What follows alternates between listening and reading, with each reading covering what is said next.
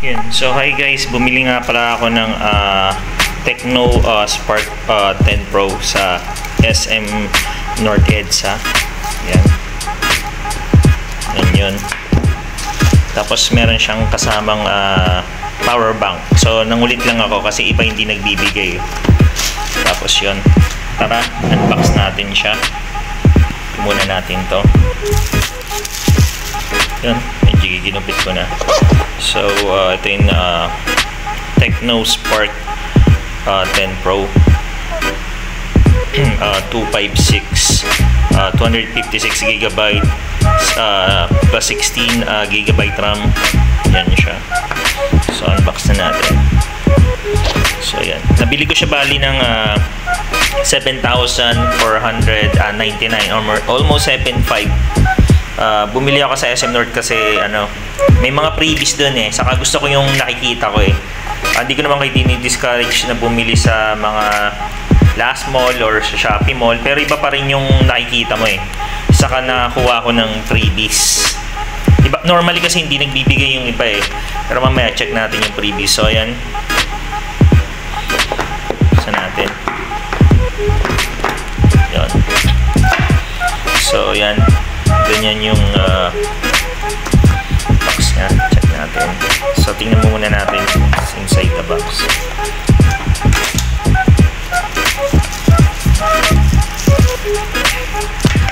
Ayan. Jelly case. Sabi natin.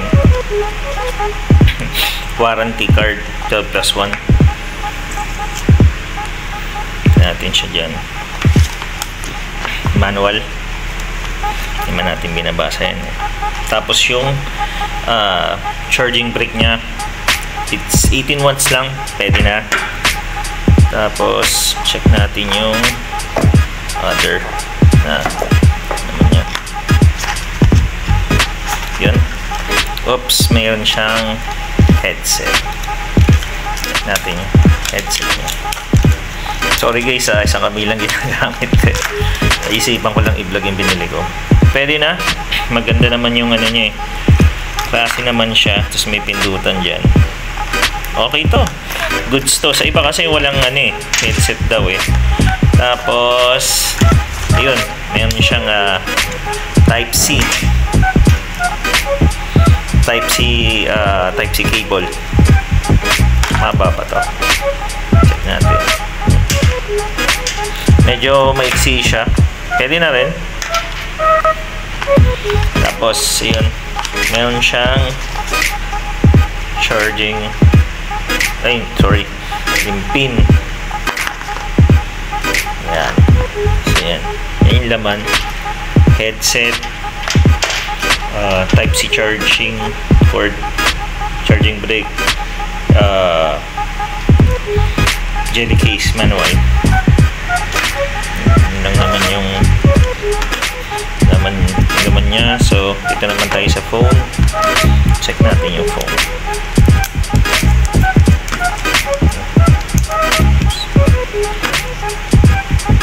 Ayan.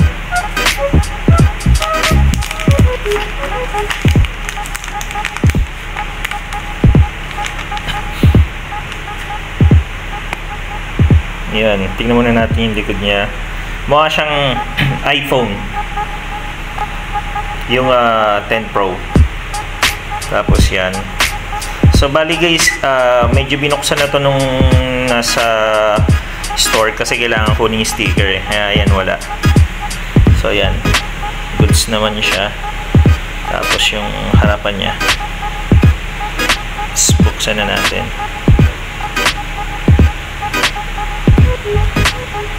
Yan. Bali guys, sinetap ko na to kanina lang, nung pagkabili ko lang, para mabilis, para makita nyo lang yung interface nya.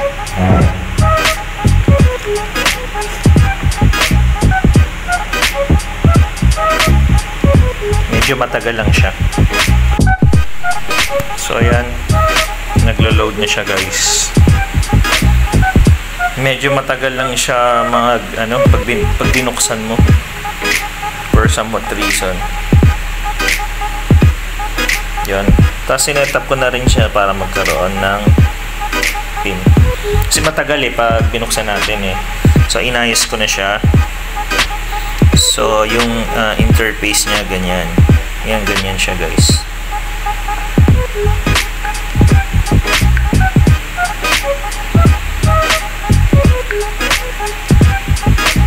Tapos pag nag-play ka ng video,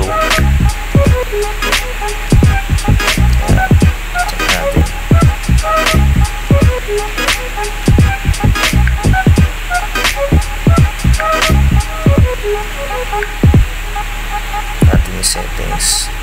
Yan.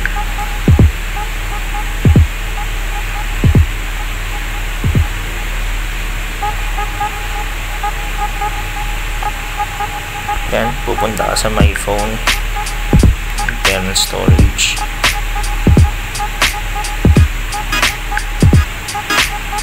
Try muna natin yung sounds.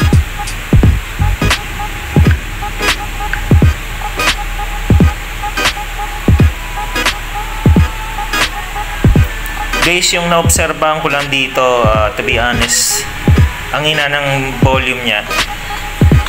Yan, nalangasan ko na.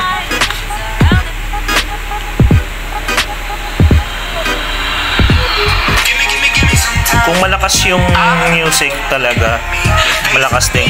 Pero yan, kagaya niyan, mahina. Honest review lang guys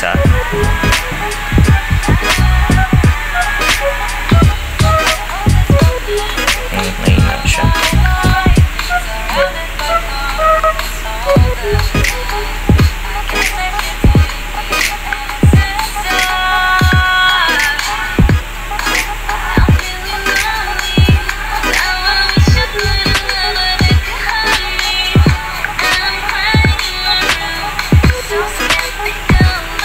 Dalawa yung AI niya na gallery. Hindi ko alam kung bakit Nag-download ako ng mga movies.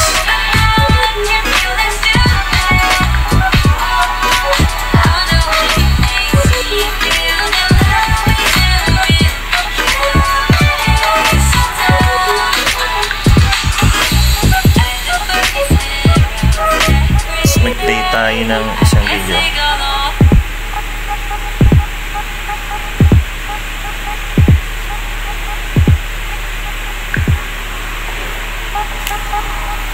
Yan. So, okay naman yung niya, clear. Pero mahina talaga siya, guys. So, kailangan nyo mag-headset para lang ma-check siya.